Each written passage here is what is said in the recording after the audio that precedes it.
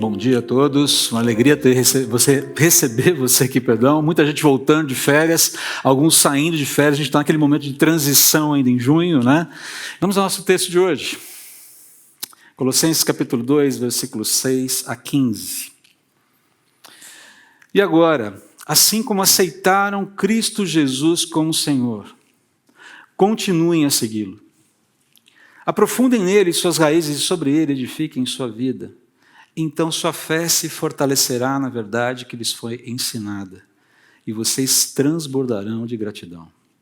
Não permitam que outros os escravizem com filosofias vazias e invenções enganosas provenientes do raciocínio humano, com base nos princípios espirituais deste mundo e não em Cristo. Pois nele habita em corpo humano toda a plenitude de Deus. Portanto, porque estão nele, o cabeça de todo governante e autoridade, vocês também estão completos. Em Cristo vocês foram circuncidados, mas não por uma operação física e sim espiritual, na qual foi removido o domínio de sua natureza humana. No batismo vocês foram sepultados com Cristo e com ele foram ressuscitados para a nova vida por meio da fé no grande amor, no grande poder de Deus que ressuscitou Cristo dos mortos. Vocês estavam mortos por causa de seus pecados e da incircuncisão da sua natureza humana. Então Deus lhes deu vida com Cristo, pois perdoou todos os nossos pecados. Ele cancelou o registro de acusações contra nós, removendo-o e pregando na cruz. Desse modo, desarmou os governantes e as autoridades espirituais e os envergonhou publicamente ao vencê-los na cruz.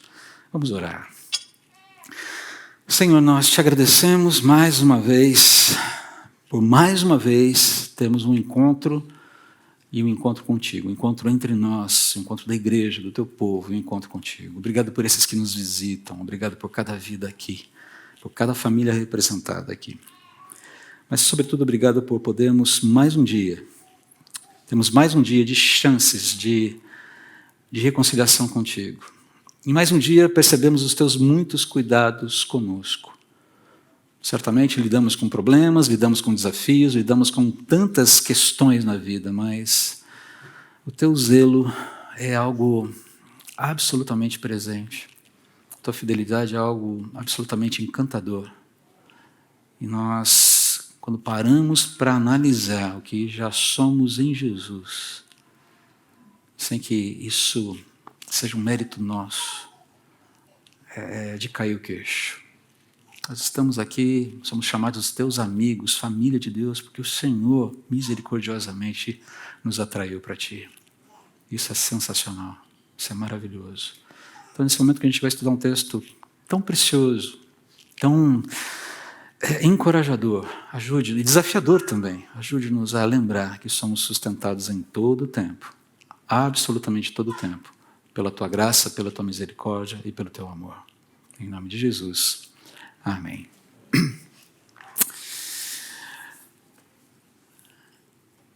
Os deuses vão usar você, mas eles não vão te ajudar. Essa frase é do filme Thor, Amor e Trovão. E quem fala isso é um personagem chamado Gorr. Ele é um alienígena. Não vou entrar muito na história do Gorr, porque não vem ao caso aqui. Mas o fato é que Gorr é o mais novo vilão dessa franquia de heróis da Marvel. Aí. Alguém aqui já deve ter ido assistir. Moçada com certeza já foi. O Ricardo está fazendo, já foi. Ele sabe tudo sobre o Gorr, né, Ricardo? O que acontece com o Gorr é que ele se tornou um matador de deuses porque ele se decepcionou com a indiferença que ele considera, inclusive, escandalosa do Deus a quem ele reverenciava diante das suas perdas, das suas tragédias e, por fim, diante da morte da sua própria filha. Ele clamou ao Deus, ele pediu por intervenção, ele pediu pelo favor do Deus na sua direção, especialmente em favor da sua filha. E essa divindade não sequer lhe deu as caras, sequer se apresentou para ele.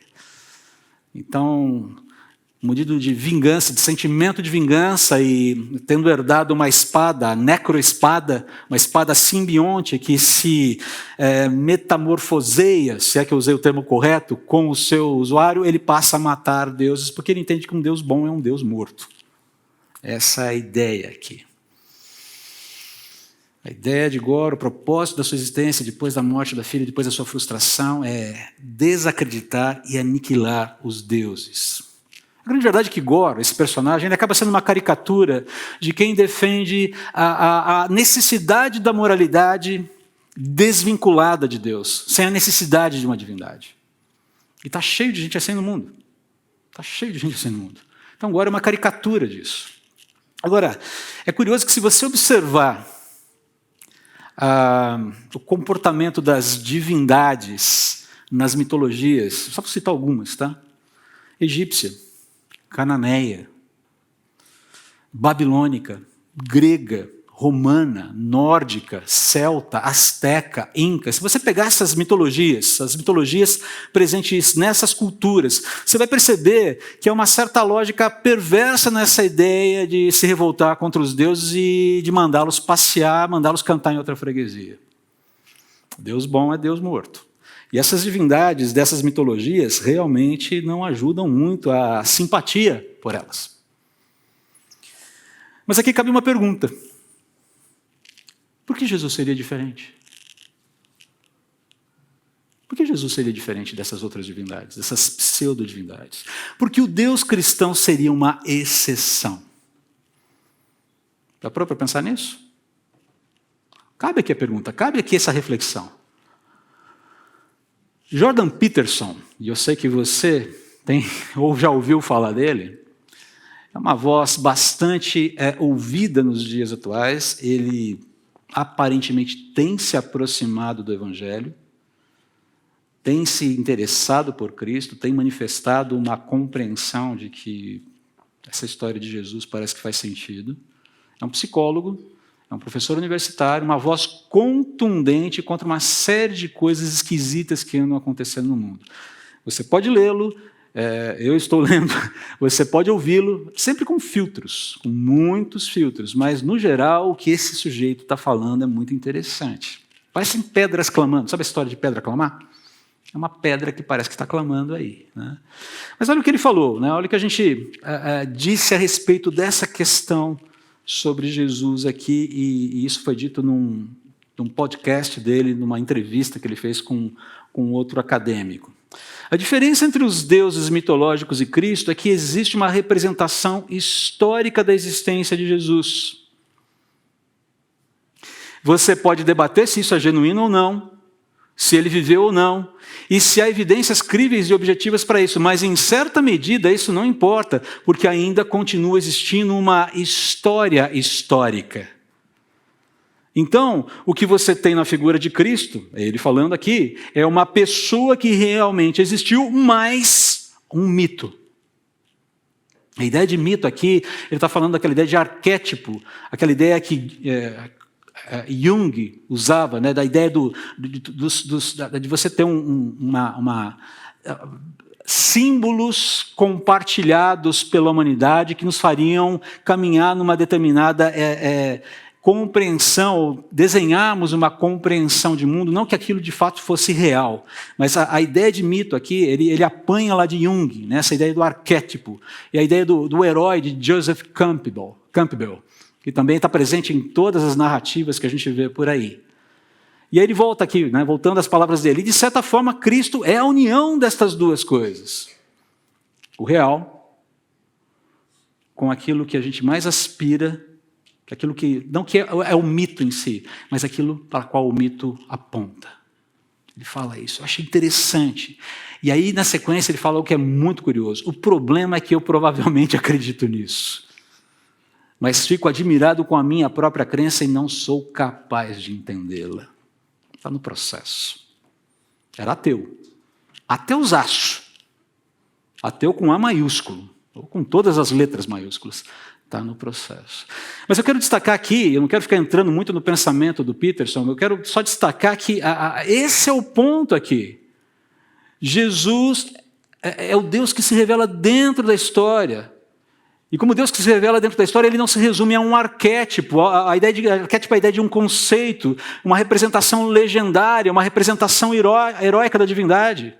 Jesus é uma figura histórica. Jesus é Deus que se torna homem para oferecer ao custo da sua própria vida, redenção, resgate à humanidade, porque ele se importa, ele se interessa, ele ama, ele não é indiferente, e isso muda tudo. Digamos que Gore, caso ele existisse, não ia dar conta de resolver o problema com Jesus. Ele ia ter um problema crônico ali. Ups, achei uma divindade que se importa.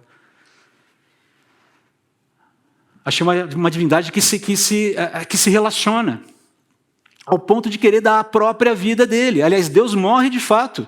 E não é porque alguém foi lá e passou a cimitarra no pescoço dele. Jesus mesmo disse que a sua vida não lhe foi tomada, a sua vida foi doada por amor para depois ser retomada. Ele vai falar sobre isso no capítulo 10 de João. Está lá. Ninguém toma a minha vida de mim. Ninguém subtrai a minha vida de mim. Eu voluntariamente a dou. E tenho poder para retomá-la depois. E é exatamente o que acontece. No texto de hoje, Paulo está dizendo como a gente deve responder essa realidade.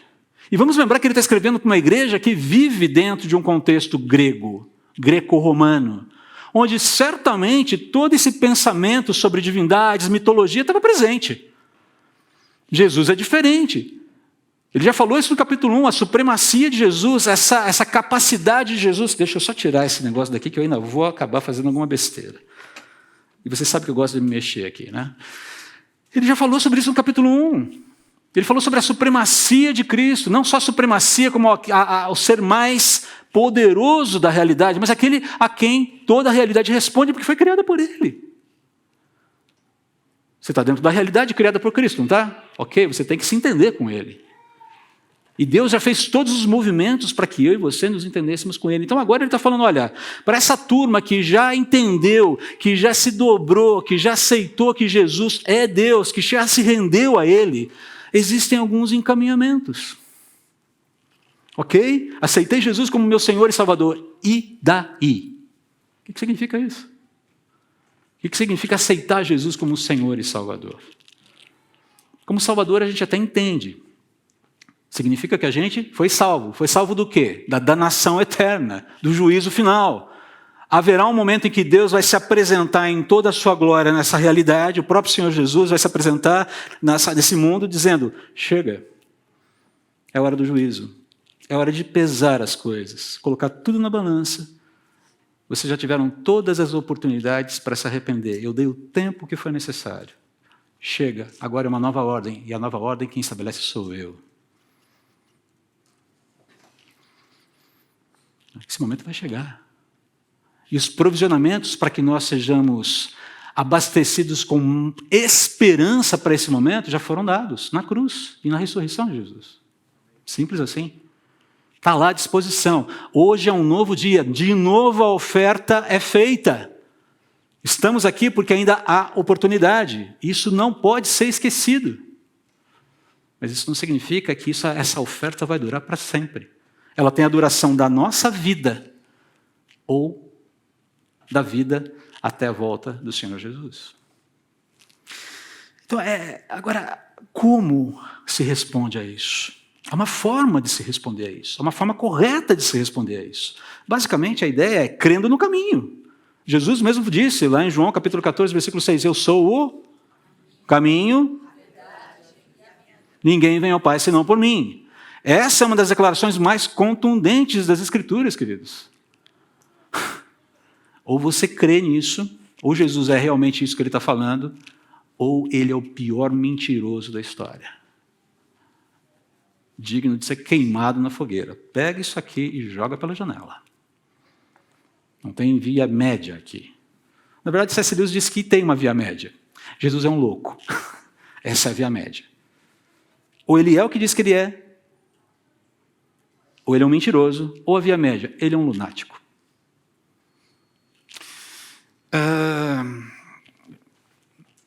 Nós cremos que ele é o que é, não é verdade? Nós estamos aqui por isso. Ou estamos aqui nos interessando em entender, assim como o Jordan Peterson está tentando entender de quem se trata, afinal de contas, Jesus. E eu quero já afirmar que aquilo que...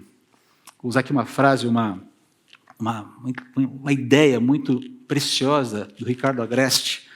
O Ricardo Agreste escreveu isso não é frase minha, uma ideia dele, a percepção dele é dele, então eu quero só me apropriar aqui, dizendo o seguinte, que aquilo que Carl Jung chama de arquétipos,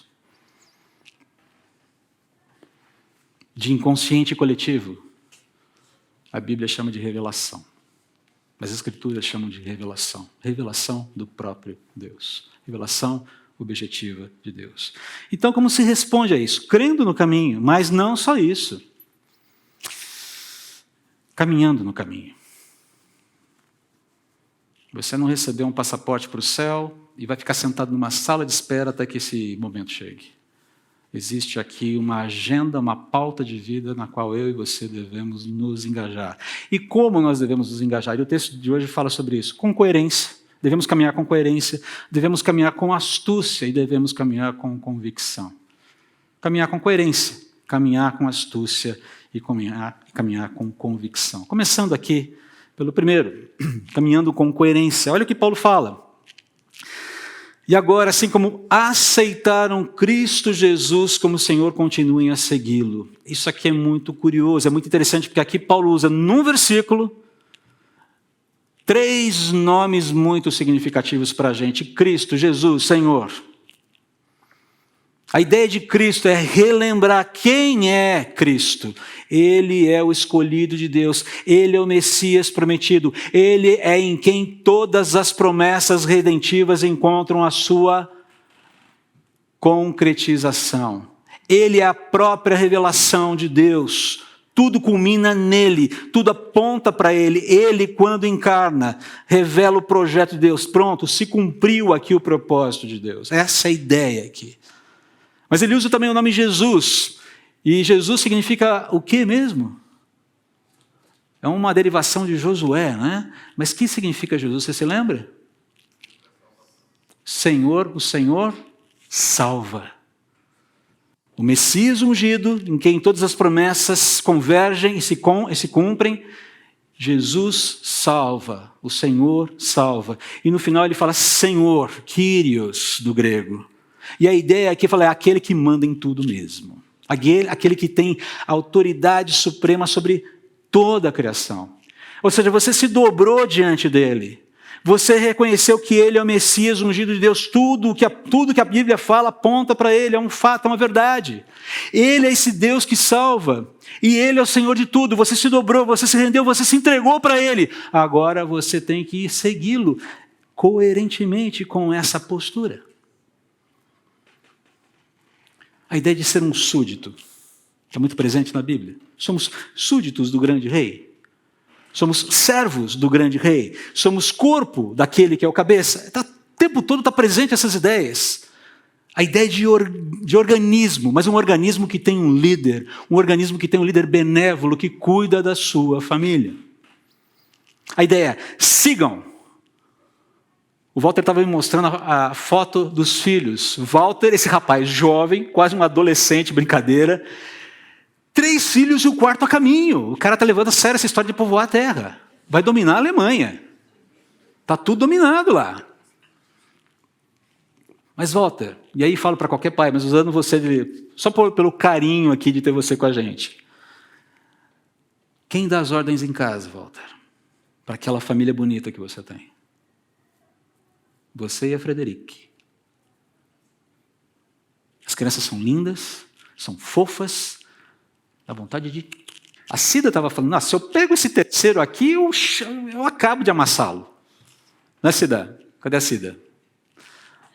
São lindos, mas quem dá ordem? Quem dá a métrica? A minha casa tem ordem, a minha casa tem regras, e você é muito bem-vindo aqui, você faz parte da minha família. Papai tem regras. Família tem regras. Ela tem uma condução. Você não pode fazer o que você quiser aqui dentro. E isso é para o seu bem. Isso é para a sua saúde.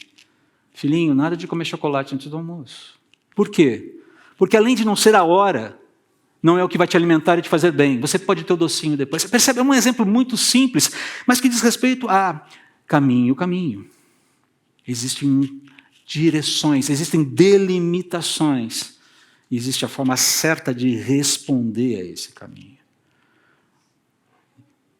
Cristo Jesus é o seu Senhor, querido irmão, querido amigo.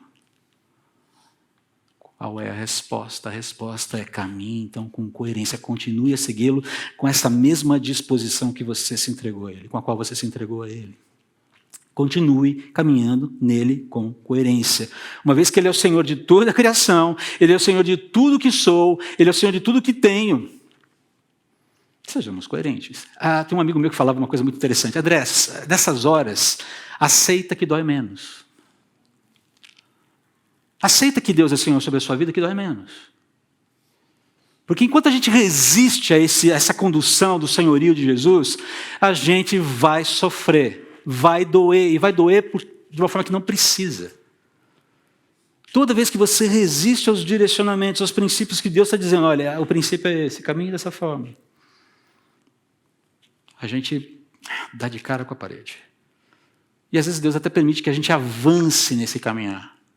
Não porque Ele quer ver a gente sofrer, mas porque, infelizmente, às vezes, porque a gente precisa aprender, dependendo da dureza da minha cerviz, talvez eu tenha que aprender de uma forma um pouco mais nervosa. E Deus sabe disso.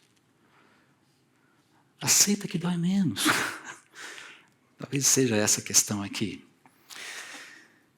Queridos, a cosmovisão cristã, ela não apenas explica a nossa origem e destino. Quando eu falo de cosmovisão cristã, eu falo daquilo que nós podemos entender a respeito da realidade a partir das Escrituras. A cosmovisão cristã, ela nos informa só de onde viemos e para onde vamos. Ela nos informa o que estamos fazendo aqui, como nós podemos e devemos trilhar esse caminho entre a nossa origem e o nosso destino eterno, nosso destino final. A gente precisa lembrar aqui que a nossa salvação, a salvação que Jesus nos oferece, ela tem 3 aspectos. Não quero complicar demais, fazendo teologia complexa aqui, mas ela tem 3 aspectos.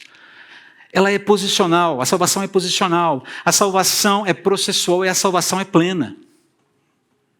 No que diz respeito à posição e à plenitude, ela é monérgica, ela vem você de novo com esses termos malucos. Não, é simples de entender. Ela é a ação de Deus pura e simples, não depende de mim.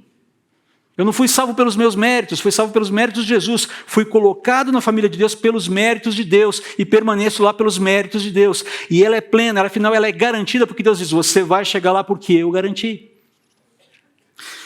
Mas quando a gente fala de processo, é um pouco diferente, ela é sinérgica. Deus enche a despensa, Deus dá tudo o que eu preciso para viver a vida e a piedade. Está lá em 2 Pedro capítulo 1, versículos 3 a 11. A despensa está cheia, não está faltando nada. Mas eu decido se eu vou consumir o que está na despensa ou se eu vou querer comprar porcaria no boteco da esquina. A forma como eu ando. Quando a gente fala de salvação processual, a gente está falando daquilo que a Bíblia chama de santificação. Dedicação, essa ideia do caminhar, é esse caminho no caminho. Salvação processual, santificação, essa ideia de viver, de se relacionar com Deus, de ser embebido pelo conhecimento de Deus e se deixar ser transformado por Deus, dia a dia. Como homem, você como mulher, a nossa cidadania, seu papel como homem, marido, seu papel como mulher, esposa, você como pai em relação ao seu filho, cuidando do seu filho, educando no caminho em que ele deve andar. Cometeremos falhas, todos cometem. Filhos honrando aos pais. E essa história de honrar pai e mãe, isso vale para a vida toda, tá? Esse negócio de honrar pai e mãe é para a vida toda. Tem matizes diferentes, a relação muda, mas esse negócio é para a vida toda. Inclusive até, eventualmente, a partida dos pais. Um dos momentos mais impressionantes no qual nós podemos honrar os nossos pais é no final da vida deles. Não se furte desse privilégio. Porque é um privilégio, no fim das contas. Então perceba, nós temos que lidar temos que responder da forma certa. Nós somos, na verdade, chamados a responder da forma certa e nos desviarmos da forma errada. E como fazemos isso? Aí vamos para o versículo 7. Aprofundem nele suas raízes, em Jesus, e sobre ele edifiquem sua vida. Então sua fé se fortalecerá na verdade que lhes foi ensinada e vocês transbordarão de gratidão. A ideia de aprofundar aqui é lançar raízes, é estabelecer-se firmemente, é fixar-se, é firmar-se, é lançar os alicerces e edificar o viver sobre o perdão, a reconciliação, a justificação, a graça e a esperança com as quais Jesus nos presenteou. É alicerçar a vida sobre essa realidade e não sobre outra. Mas está cheio de propostas para você alicerçar a sua vida em outras coisas. Emprestar confiança, fidelidade do teu coração a outras coisas. Não. É aqui que você vai edificar. E queridos, vou dizer uma coisa para vocês. Boa parte das inseguranças que nós enfrentamos no presente tem a ver com essa questão de sobre qual alicerce eu estou edificando a minha vida. O meu alicerce depende da qualidade de saúde que eu tenho, da conta no banco, do orçamento, fechando mês a mês azul, das aplicações que eu tenho lá na bolsa, seja lá onde for, que só fazem subir. Puxa, depois você conta o segredo para todo mundo, porque eu não vejo subir nada. Atualmente está uma loucura. De novo vou tocar nesse assunto, porque não adianta, a gente tem que falar sobre isso. Em quem vai ser eleito no próximo pleito? Seja na presidência da República, seja no governo do Estado, quem serão os nossos legisladores. O seu alicerce depende de a gente ter uma renovação dentro do judiciário brasileiro. A gente se apoia muito mais do que a gente imagina em relacionamentos, em ter um casamento perfeito, em ter um casamento dos sonhos, em ter filhinho, filhinha, laçarote na cabeça, cabelinho penteado, perfeitinho, que vai bem na escola, que é atleta, que isso, que aquilo. Ter sucesso? Gente, nós temos uma série de propostas de alicerce falsas o tempo todo sendo colocadas para a gente aí. A gente tem que aprender a detectá-las.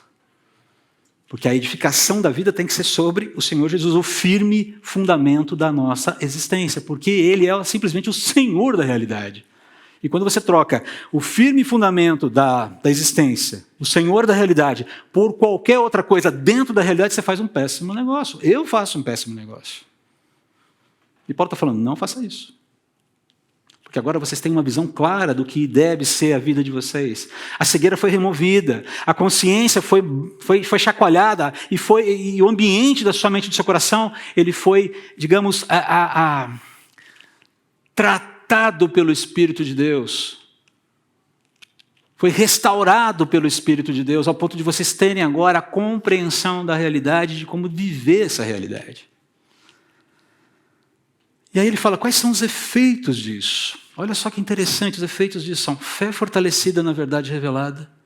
Isso diz respeito à renovação das forças, renovação da esperança durante a nossa jornada, durante a caminhada. E quantas vezes nós precisamos ter a nossa esperança renovada? Fala a verdade. Você já acordou aquela segunda? Amanhã é segunda-feira, né? Segunda-feira. Por que você foi me lembrar disso? Deixa passar o domingo primeiro, André. Tá bom, deixa. Mas amanhã é segunda-feira do mesmo jeito, não vai mudar nada. Mas você tem pânico da segunda-feira? Fala a verdade. Manda real para mim. Você tem pânico da segunda-feira? Já teve pânico da segunda-feira? Eu falei, eu não sei o que é segunda-feira antes do meu copo de café, como diria Garfield. Eu estou ficando velho das minhas referências. Ninguém sabe mais quem é o Garfield. O Márcio sabe, a Lu sabe, mas as crianças acho que não sabem. Felipe sabe? Você sabe? Cara, agora o queixinho tremeu aqui. Não tem dias que sair da cama é um sacrifício? Que você precisa exercitar sua mente, o seu coração, com base na verdade para prosseguir? Porque se depender do que está aí, da situação, da saúde, da conta no banco, do teu chefe, do quanto você ganha no final do mês, seja lá o que for, a vontade é você pegar e se trancar dentro do quarto, se enfiar debaixo da cama e dizer, só me chama no arrebatamento final, porque eu não vou sair daqui mais. Não é verdade? É verdade. Há dias que de noite é fogo, como diria um amigo meu. Há dias que você fala, cara, Deus.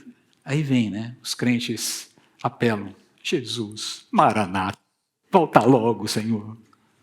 Por quê? Porque está difícil, está pesado. Mas perceba, a fé fortalecida na verdade revelada, ela renova forças, ela renova esperança durante a jornada, que nem sempre, a maior parte das vezes, não é fácil. Mas é um outro efeito disso, gratidão abundante. O interessante da ideia de gratidão aqui, quando ele usa o termo abundante, ele fala uma gratidão fértil. Gratidão fértil. Que ideia é essa? Você vai plantar um pezinho de gratidão e vai nascer uma árvore? Não, a ideia até funciona. A ideia aqui de uma gratidão que é útil porque testemunha. Uma gratidão que é palpável, que é visível. Você fala, cara, de onde vem isso? É possível ser grato nos dias em que vivemos, queridos? Sim ou não? E a igreja, em silêncio, preocupante, pensa um pouco e responde?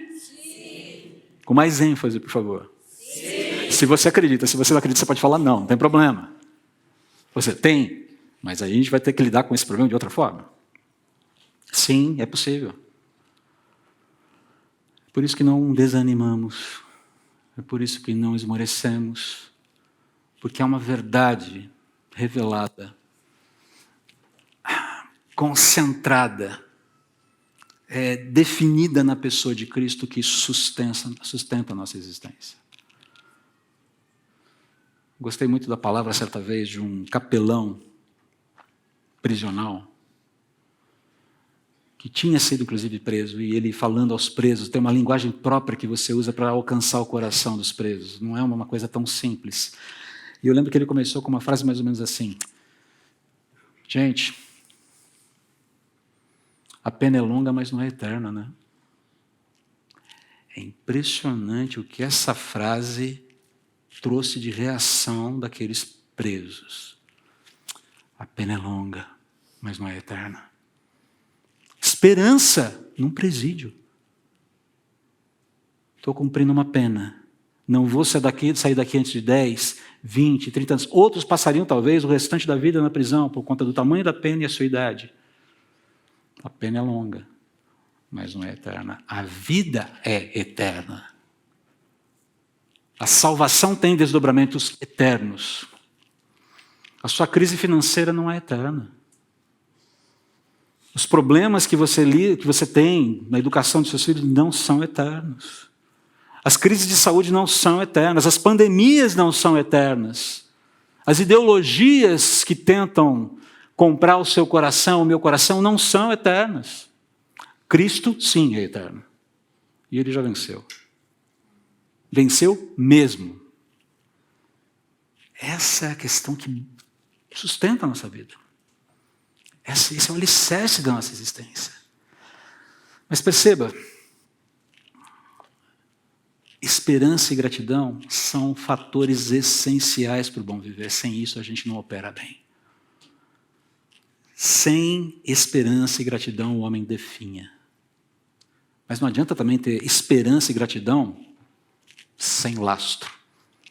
Precisamos de lastro, e o lastro é Jesus. Mas em segundo lugar, ele fala sobre eu falei sobre caminhar com astúcia. E a astúcia aqui é basicamente aquela habilidade de não se deixar enganar, de não se deixar levar pelo engano. Então, essa ideia de não ser escravizado por outros, não se deixar seduzir, não se deixar enganar, manipular, controlar, cativar, por qualquer tipo de ensino, por qualquer tipo de narrativa, por qualquer tipo de proposta de conhecimento que seja claramente ou dissimuladamente contrário ao que a palavra de Deus afirma. É por isso que eu preciso conhecer a palavra, para não embarcar em canoa furada.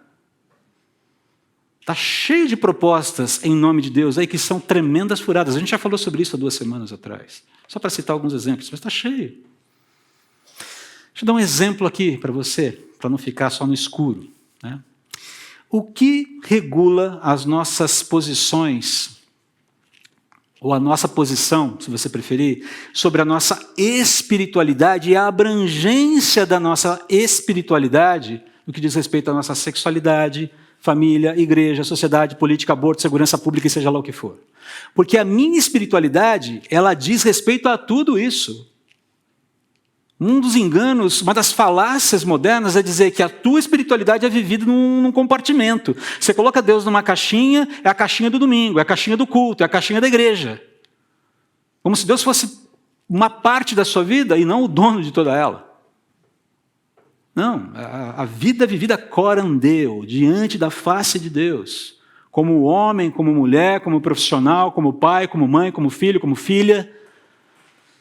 A forma como os nossos relacionamentos são regulados, a maneira como você vê o pagamento de impostos. Ah, André, não toca nesse assunto. Gente, já fui empresário, eu sei o que é pagar imposto trimestral, mandar uma grana para o governo e não ficar nada em casa. Eu sei o que é isso.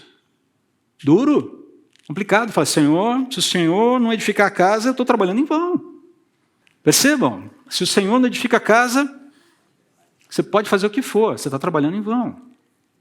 Se os princípios que regulam a minha espiritualidade estão contaminados com a métrica desse mundo, todo o meu viver será afetado de uma forma ou de outra. Como falava um amigo nosso, Daniel Simões, não tem perigo disso dar certo. Daniel que falava isso, não é, Walter? Não tem perigo disso dar certo. Agora, queridos, uma consideração importante sobre o engano aqui, preciso falá-la. Por que muitas pessoas se deixam escravizar pelo engano? Porque isso acontece o tempo todo, não é verdade? Em primeiro lugar, porque existe a sedução do engano. Okay? E se existe a sedução, existe um sedutor. Mas não para aí. Existe a sedução, existe o sedutor. E existe o desejo de ser seduzido.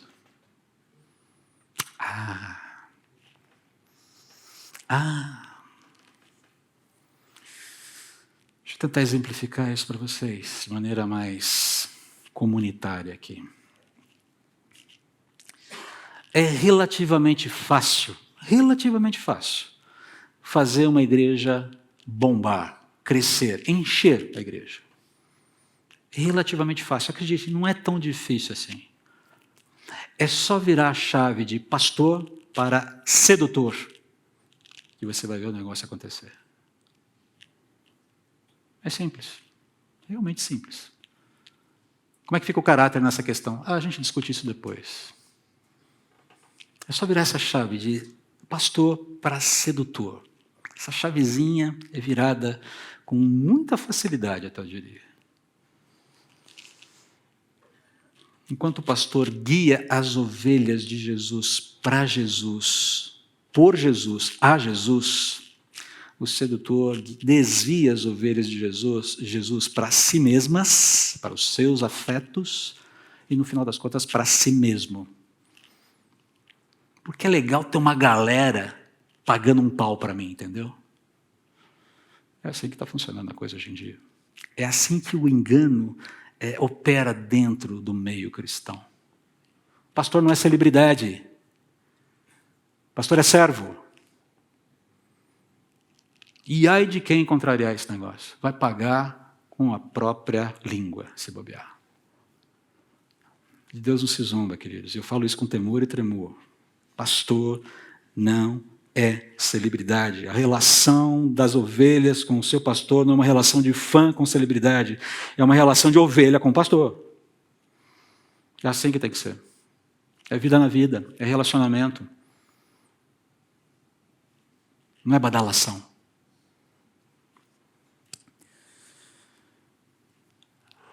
Sempre vai existir gente que busca quem autentique o seu pecado, quem autentique o seu comportamento errático com a bênção de Deus. Sempre vai existir.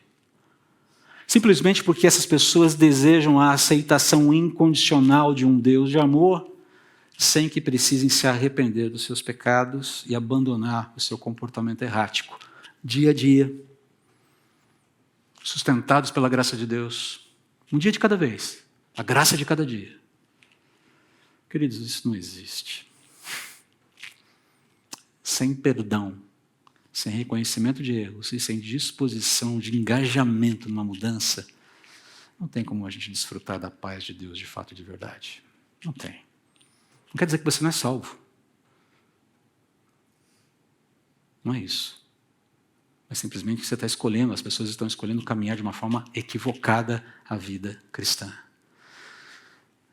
Nos versículos 9 e 10 ele fala, pois nele, em Jesus, habita em corpo humano toda a plenitude de Deus. Portanto, porque vocês estão nele, já é uma condição presente, o cabeça de todo governante e autoridade, vocês também estão completos. Esse Jesus sobre quem nós temos toda a autoridade, ele está muito além de qualquer filosofismo, como falou Carlos Oswaldo certa vez, porque somente ele possui a verdadeira divindade e a verdadeira sabedoria. E onde eu encontro essa informação, onde eu encontro como lidar com isso, onde eu me abasteço com isso? Nas Escrituras, na palavra revelada. E por fim, o que a palavra revelada nos informa sobre os efeitos de estarmos em Cristo? Como é que nós podemos caminhar convictos sobre a nossa condição? O que significa caminhar com convicção? E aí ele fala, em Cristo vocês foram circuncidados, mas não por uma operação física, e sim espiritual, na qual foi removido o domínio de sua natureza humana. Como você sabe, circuncisão era uma cirurgia que se fazia nos homens que tinha duas finalidades. Uma, identificá-lo como pertencente ao povo da aliança, mas também tinha uma questão sanitária envolvida. Não vou entrar em detalhes agora, se você quiser, a gente vai explicar como você pode tirar essas dúvidas durante a semana, aí, através de um canal que a gente vai criar, que a gente vai divulgar daqui a pouco para você sobre a mensagem, ok? Dúvidas sobre a mensagem. A ideia aqui de circuncisão é algo que foi feito e não pode ser desfeito. Não pode desfazer. É feito de uma vez por todas. Tanto é que no batismo, quando você segue para o batismo, e esse é um movimento consciente, a ideia de mergulhar nas águas e ser trazido à tona representa justamente essa ideia de ser sepultado para o mundo, morrer para o mundo para reviver com Cristo. É um simbolismo, é um dos mais belos simbolismos do cristianismo, na minha opinião. Porque da ideia de compromisso, da ideia de consciência, da ideia de engajamento, da ideia de com quem eu estabeleço os compromissos mais profundos do meu coração. Ser batizado, então, tem essa ideia de estabelecimento de compromisso final. Toda vez que nós olhamos alguém sendo batizado, então nosso coração deve pulsar de alegria. Porque alguém que se compreendeu o que está fazendo, está dizendo, eu morri para o mundo, para viver para Cristo. Morrer para o mundo significa, não vai viver numa clausura, vai entrar num convento, vai entrar numa abadia e ficar lá o resto da vida. Não. Ele diz respeito, o que me regula agora são os valores do reino de Deus, é o próprio Deus. É com Ele que eu me alinho. Eu quero caminhar no caminho. Essa é a ideia aqui. E ele continua, vocês foram ressuscitados para a nova vida por meio da fé no grande poder de Deus que ressuscitou Cristo dos mortos. Perceba que o que nos move é o poder de Deus em quem nós confiamos. É Ele quem nos sustenta durante a caminhada. E ele prossegue aqui. Esse versículo 13 tem que ser lembrado sempre, queridos. Vocês estavam mortos por causa dos seus pecados e da incircuncisão, da falta desse compromisso da sua natureza humana. E aí vem essa parte do versículo que para mim é sensacional. Então Deus lhes deu vida com Cristo, pois perdoou todos os nossos pecados. Entenda, não há nenhuma espécie de engajamento com Deus se não houver essa ideia de que eu fui perdoado de alguma coisa. Jesus não é um penduricalho no qual eu creio. Uma divindade para quem eu acendo uma vela porque ele é legal.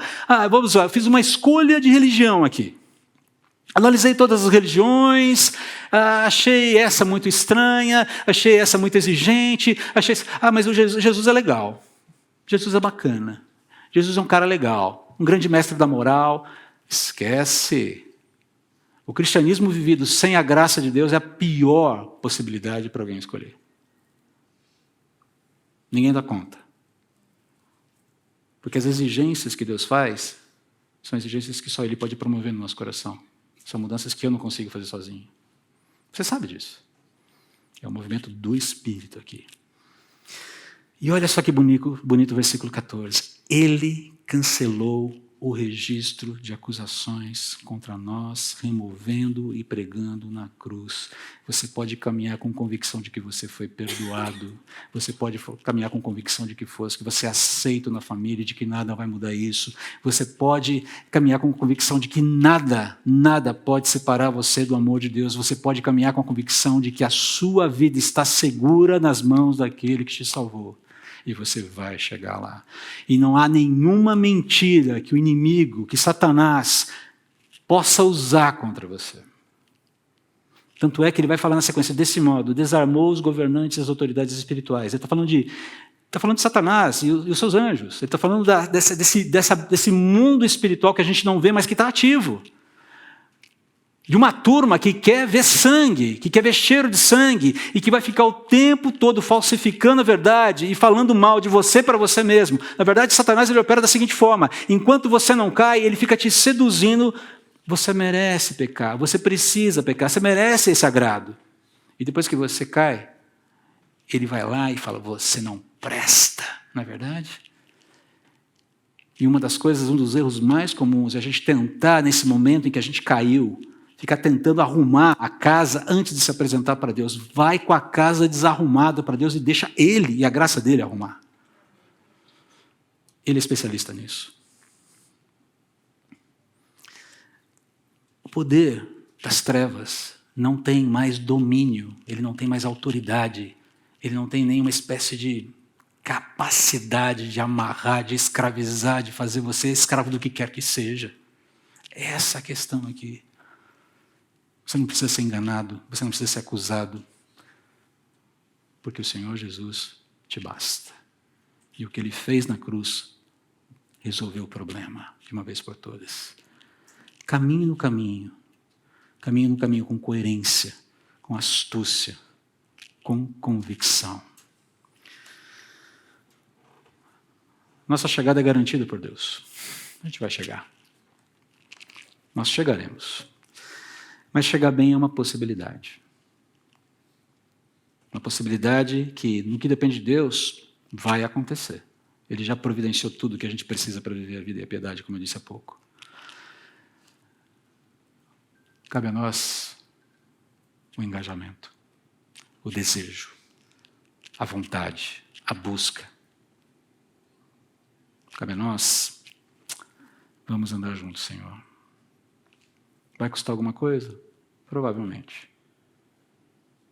Mas custaria muito mais chegar diante do Senhor, às portas da eternidade, com aquela sensação de que eu podia ter me dedicado mais. Vou entrar. Estou em casa. Estou na casa do meu pai. Mas talvez esteja um pouco constrangido. Não chegue constrangido às portas da eternidade. Você não precisa disso. Eu não preciso disso. Vamos orar.